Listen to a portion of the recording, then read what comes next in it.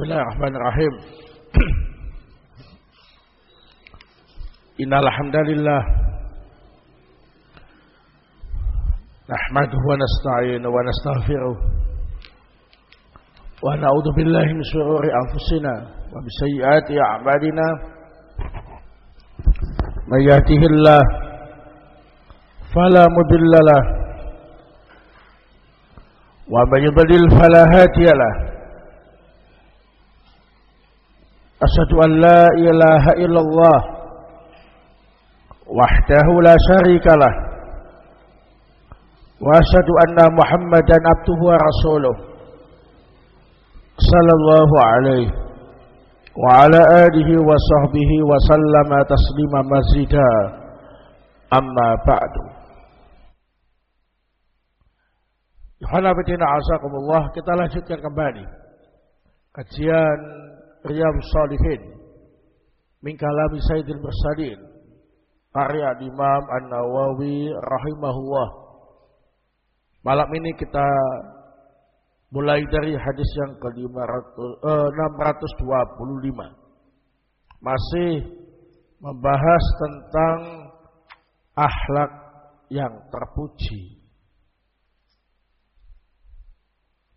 Qala rahimahullah, wa an Abdullah bin Amr bin al-As radhiyallahu anhuma qala,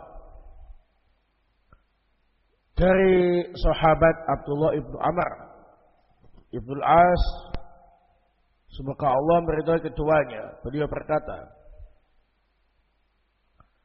lam yakun Rasulullah sallallahu alaihi wasallam fahishan wala mutafahisha.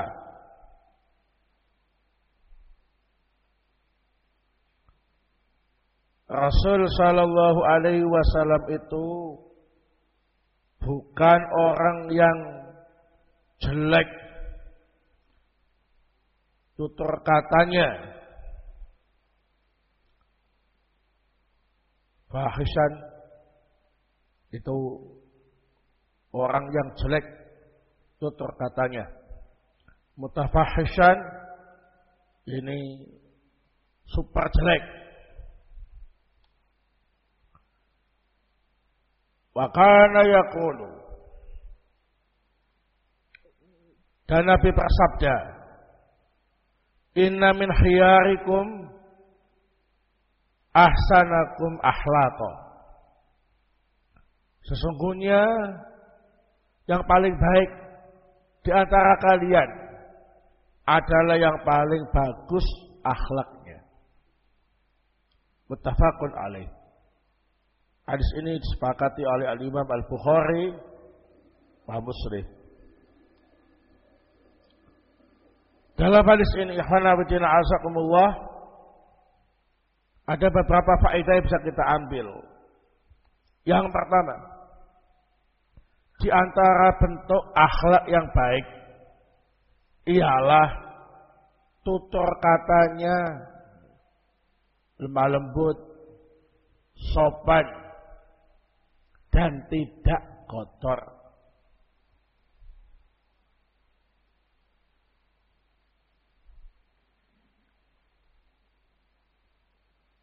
Nah,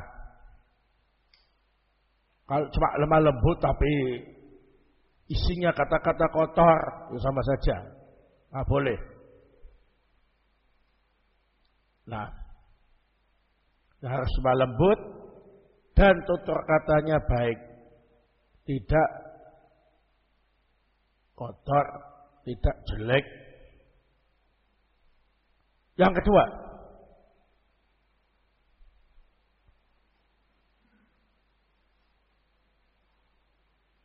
orang yang paling bagus di antara orang-orang yang beriman dan bertakwa adalah yang paling bagus akhlaknya.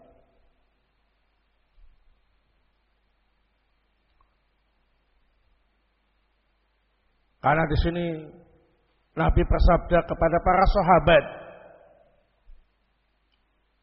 yang mana para sahabat itu dari sisi keimanan dan ketakwaan tidak diragukan lagi.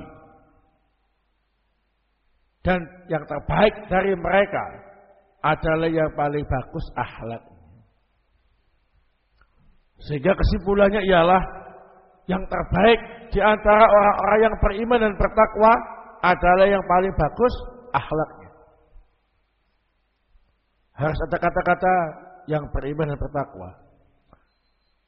Karena kalau orang itu tidak beriman, gak bertakwa, walaupun akhlaknya bagus, gak ngefek.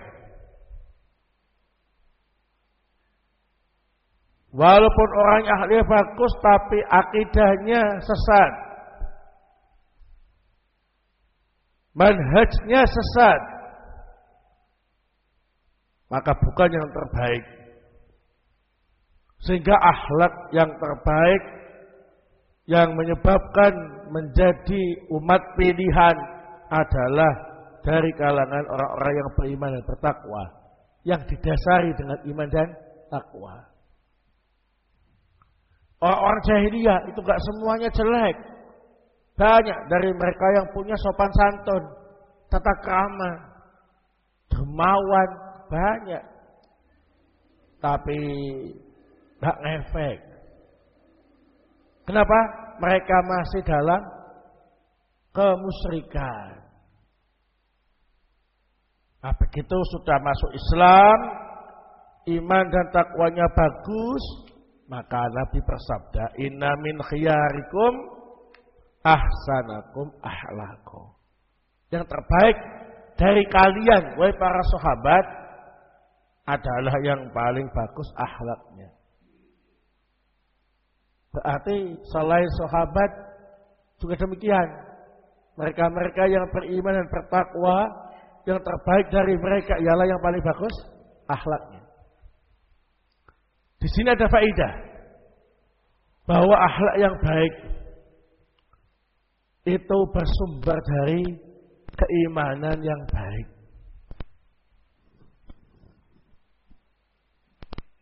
Semakin bagus imannya, itu menjadi sebab semakin bagus akhlaknya. Karena ada akhlak itu yang sifatnya bawaan, memang dari lahir, sehingga orang ini kalau tidak beriman dan bertakwa, ya masih kelihatan bagus, tetapi tidak ngefek, ya kan?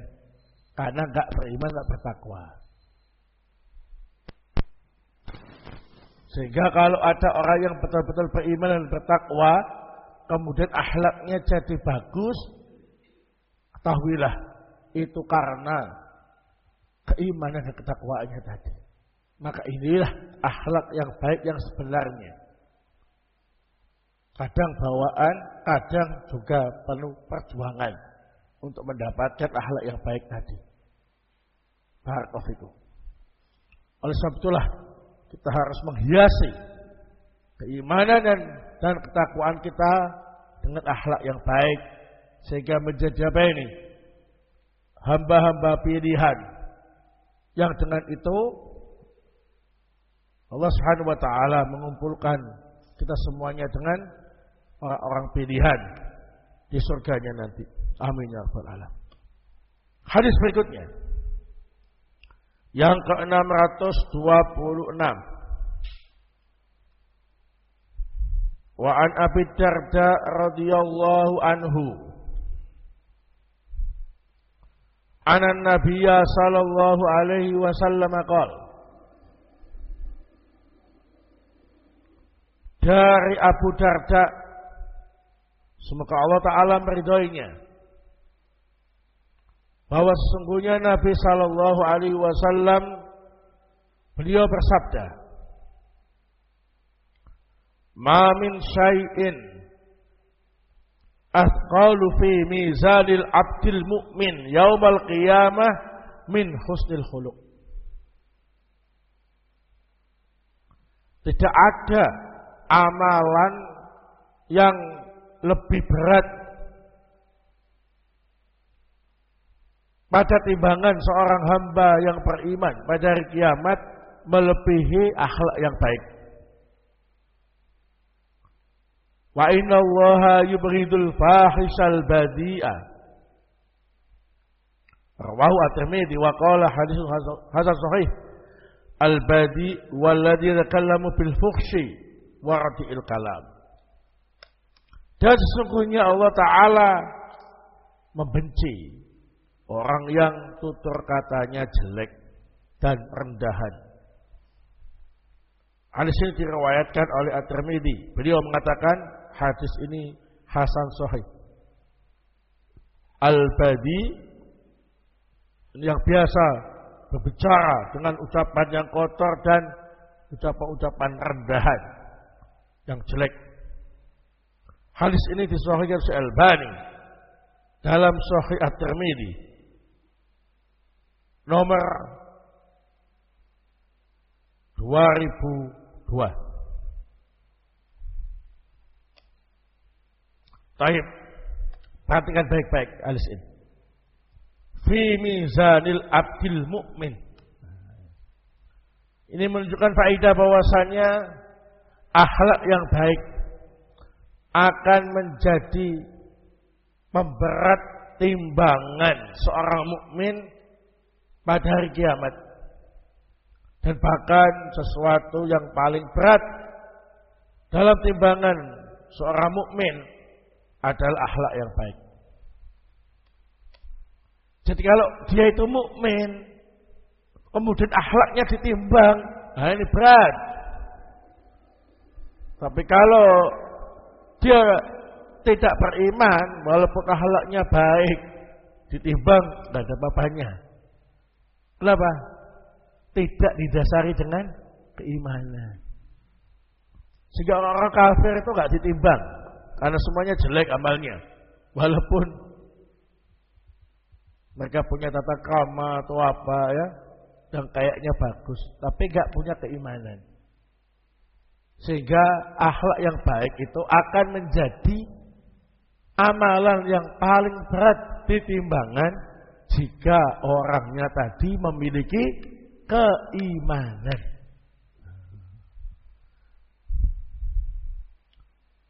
Begitu. Semakin bagus imannya, semakin bagus akhlaknya, semakin berat timbangannya. Satunya mukmin tapi akhlaknya kurang bagus. Satunya mukmin akhlaknya baik, maka timbangannya lebih berat. Mukminnya akhlaknya bagus. Ada sesuatu yang memperberatnya, yaitu akhlak yang baik. Nah, yang kedua, dalam hadis ini menunjukkan keimanan kita kepada al-mizan, timbangan di akhirat nanti.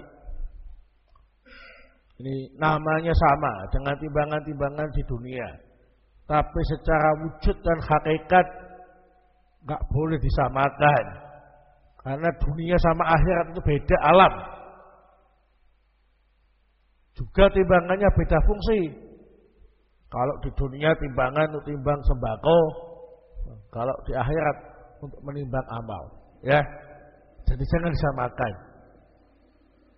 Allah Maha Kuasa membuat timbangan yang adil, yang bisa menimbang amal hambanya. Barakallahu fikum. Yang ketiga, dalam hadis ini menunjukkan bahwa ucapan yang kotor, ucapan yang jelek, ucapan rendahan itu berarti yang diucapkan anak-anak bandalan yang enggak punya aturan, enggak punya tata krama, ya. Nah, ini dibenci oleh Allah Subhanahu wa taala. Dan itu menunjukkan ciri bahwa orangnya tidak memiliki akhlak yang terpuji. Jaga lisan. Ganteng tapi ucapannya jelek, kotor. Nah, jadi jelek. Ya. Orangnya jelek. Rupanya, tapi tutur katanya bagus. Jadi ganteng, ya. Barakallahu. Sehingga kita harus menjaga lisan kita, jangan sampai keluar dari lisan kita ini kecuali yang baik-baik. Barakallahu. Hadis berikutnya yang ke-627.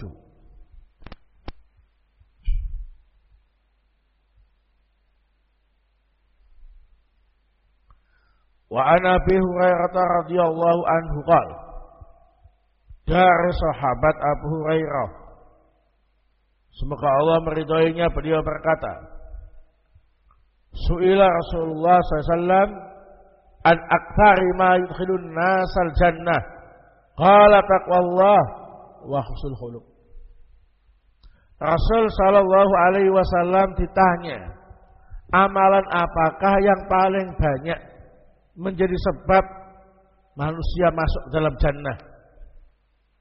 Beliau bersabda, bertakwa kepada Allah dan berakhlak yang baik.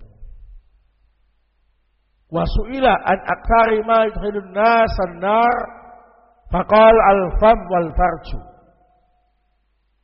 Beliau ditanya, amalan apa yang paling banyak menyebabkan manusia masuk neraka?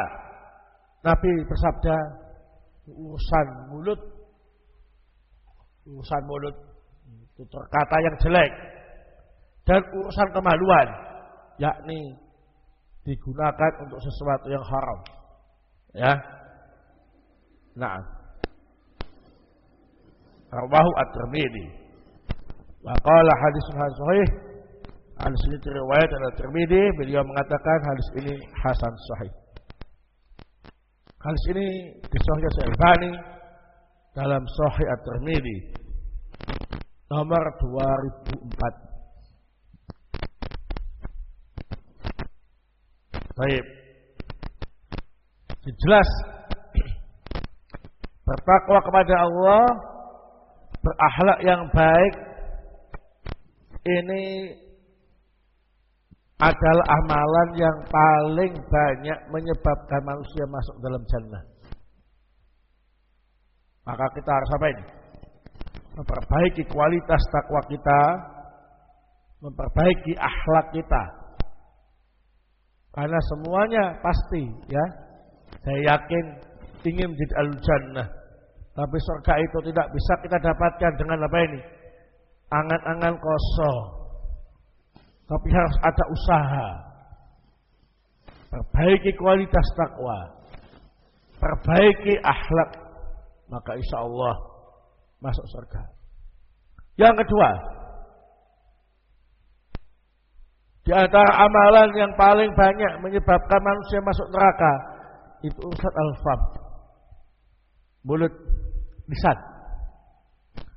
Dusta, berkata yang jelek, yang kotor, ya, dan yang lain. Kemudian al-farj, urusan kemaluan, yakni zina. Naudzubillah min dzalik, ya. Zina termasuk amalan yang paling banyak menyebabkan manusia masuk neraka. Dan ini merupakan peringatan bagi kita semuanya. Apalagi kita hidup di akhir zaman. Dan di antara tanda-tanda akhir zaman itu semakin menyebarnya perzinahan. Entah dengan paksaan atau suka sama suka atau yang lain. Atau yang sekarang lagi viral, LGBT. Itu juga urusan kemaluan. Makin banyak dilakukan di akhir zaman. Sehingga dengan fenomena semacam itu kita semakin yakin kebenaran sabda Nabi sallallahu alaihi wasallam, banyak manusia masuk neraka dengan sebab urusan kemaluan ini. Dan kita harus berlindung pada Allah Subhanahu wa taala untuk senantiasa menjaga kita dari amalan-amalan yang menjadi sebab masuk ke dalam neraka. Barakallahu fikum.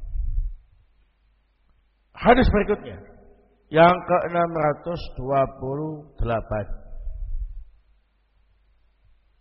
Wa anhu qala,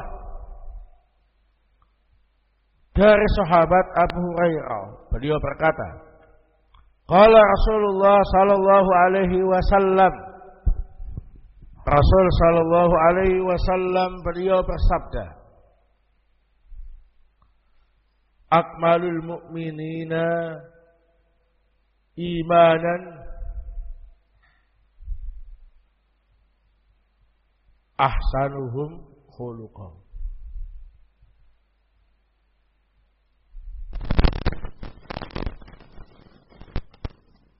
Mukmin yang paling sempurna imannya adalah yang paling bagus akhlaknya. Wa khiyarukum linisaihim. Dan yang terbaik di antara kalian adalah yang paling bagus dalam memperlakukan istri-istrinya. Rawahu At-Tirmidzi. Hadis ini diriwayatkan oleh At-Tirmidzi wa qala haditsun hasan sahih. Beliau mengatakan hadis ini hasan sahih. Hadis ini sahih. Disebutkan oleh Syalbani dalam As-Sahihah nomor 284. Baik. Ini faedahnya cukup jelas bahwa akhlak yang baik itu menunjukkan kesempurnaan iman seseorang. Sehingga yang paling sempurna imannya adalah yang paling baik akhlaknya. Sama-sama mukmin. Maka yang paling sempurna imannya adalah yang paling baik akhlak. Yang kedua, di antara bentuk akhlak yang baik adalah memperlakukan istri dengan baik.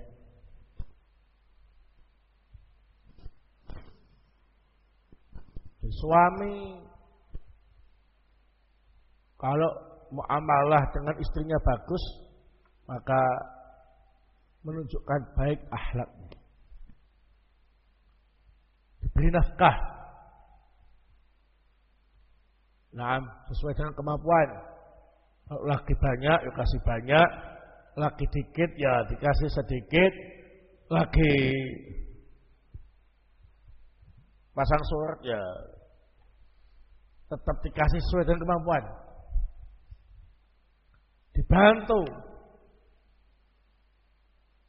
tugas-tugas dalam rumahnya, tidak diberi beban melebihi kemampuannya, diperlakukan dengan baik secara lisan atau tindakan, dibimbing ke arah yang baik, yang benar, diajak untuk belajar agama, diarahkan untuk beriman dan bertakwa, menjadi seorang muslimah yang salihah, didoakan menjadi istri yang salihah dan yang lain sebagainya. Nah, nggak dipukuli, nggak dicaci maki, nggak dijelek-jelekan, ya, apalagi disia-siakan, nggak kasih nafkah, nggak diurus dan lain-lain. Ini termasuk bentuk manusia yang jelek akhlak. Nah, kalau sama temannya di kantor, jaga pencitraan, ya, kayak baik gitu. Sama teman-temannya kok sepertinya baik. Ketika pulang, nah, kelihatan aslinya. Nah, jadi keberadaan suami di rumah itu menyebabkan rumah jadi neraka untuk anak dan istrinya. Bukan baiti jannati, tapi baiti nari. Rumahku adalah nerakaku. Kenapa? Ada suamiku datang. Berubah jadi neraka. Penuh penyiksaan.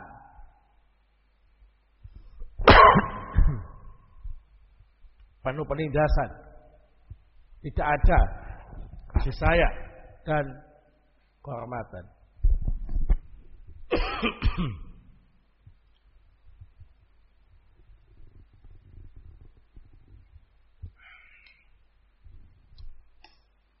Oleh sebab itulah Nabi SAW beliau mengatakan khiyarukum dinisa'i.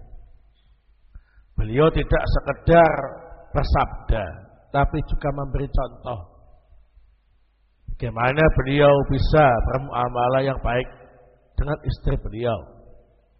Padahal istrinya lebih dari satu, ya. Hanya semuanya mengakui betapa baik akhlak Rasul sallallahu alaihi wasallam. Nah, hadis berikutnya yang ke-629. Wa an Aisyah radhiyallahu anha qalat,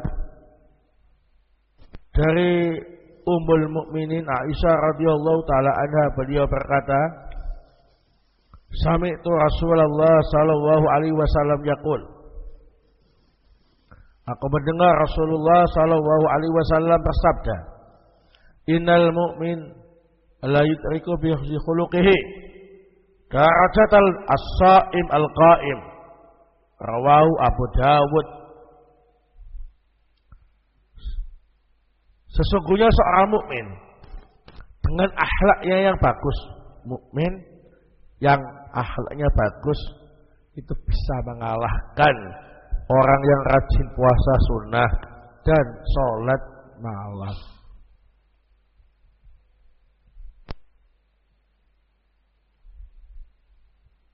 Hadis ini sahih, disahihkan oleh Al-Albani dalam Sahih Abi Dawud nomor 4798. Nah, jadi akhlak yang baik ternyata lebih utama, lebih banyak pahalanya daripada amalan-amalan sunnah seperti puasa sunnah, sholat sunnah, sholat malam, tahajud, ya. Nah. Barakallahu. Jadi kalau bisa memadukan dua-duanya, wah tambah mantap. Rajin puasa sunnah, rajin sholat tahajud, akhlaknya juga bagus. Wah, ini benar-benar mantap, ya. Tak ada yang bisa menanding kecuali yang lebih baik daripada itu. Mengapa? Amalan sunnah kok nilainya lebih rendah daripada akhlak yang baik? Karena amalan sunnah itu dampaknya itu hanya kepada pelakunya, tapi kan akhlak yang baik manfaatnya bisa dirasakan oleh orang-orang yang ada sekitarnya. Orang itu kalau ketemu fulan yang akhlaknya bagus, wah senang sekali, ya. Merasa aman, tenang, tentram, ayem, adem ketemu sama orang yang akhlaknya baik. Muamalah dengan dia juga enak, gak takut ditipu, gak takut dibohong, ya, gak takut diapain, manipulasi, suka bantu dan yang lain. Pokoknya banyak manfaat untuk dirinya dan orang lain. Nah, sehingga dari sini bisa kita ambil kaidah, amalan itu kalau manfaatnya bisa untuk pelakunya dan juga untuk yang lain, maka lebih banyak pahalanya, lebih utama daripada amalan yang sisi manfaatnya hanya untuk apa ini? Pelakunya. Ini kalau amalan sunnah, ya. Nah, barakallahu fikum.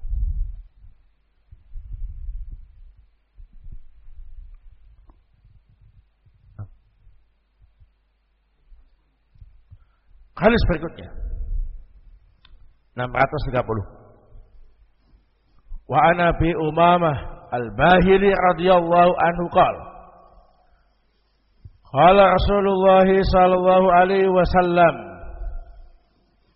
dari sahabat yang mulia Abu Umamah Al-Bahili radhiyallahu taala an, beliau berkata, Rasul sallallahu alaihi wasallam bersabda, ana za'im bi baitin fi rababil jannah liman tarakal mira'a wa in kana muhiqqan.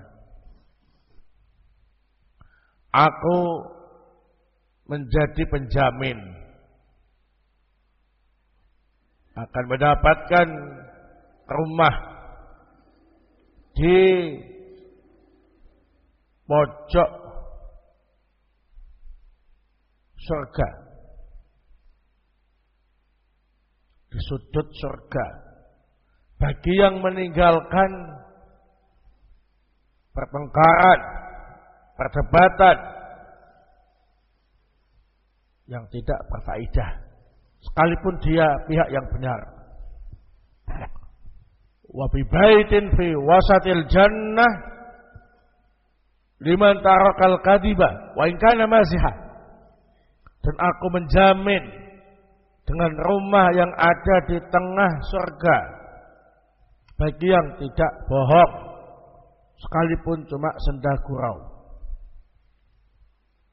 Wa bi baitin fi a'lal jannah liman hasuna khuluquhu.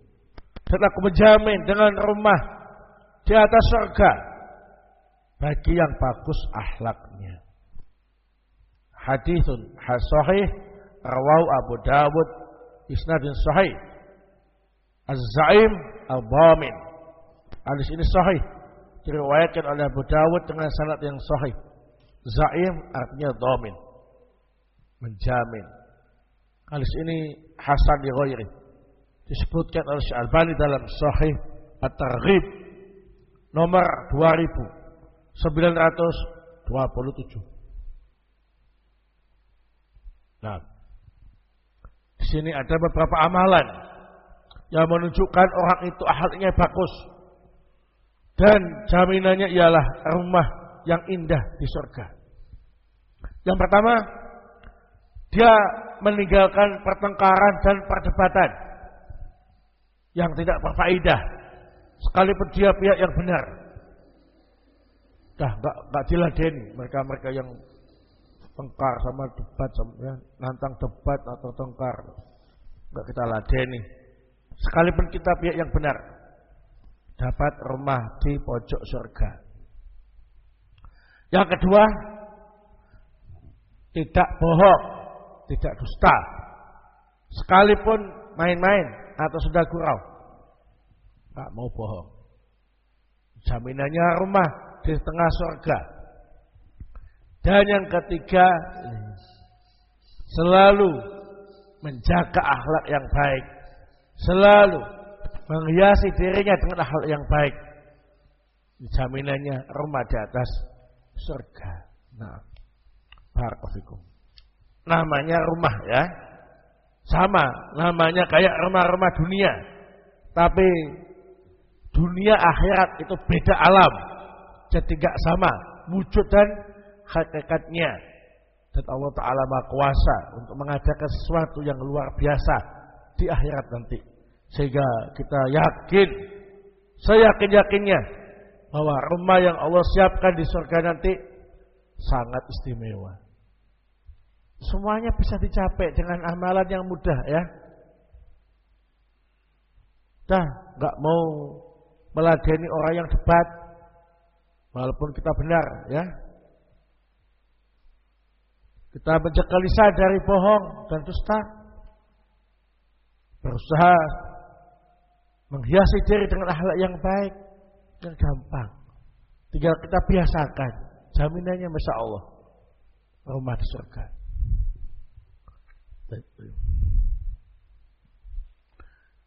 Nah, wallahu ta'ala bishawab. Ini yang bisa saya sampaikan pada pertemuan malam hari ini, insyaallah. Hadis berikutnya dan bab berikutnya akan kita sampaikan pada pertemuan yang akan datang. Semoga Allah Subhanahu wa taala senantiasa memberi kita kesabaran, istiqomahan, dan diberi kemudahan untuk bisa berakhlak yang baik dan diberi husnul khatimah. Amin ya rabbal alamin. Subhanakallahumma wa bihamdik, asyhadu an la ilaha illa anta, astaghfiruka wa atubu.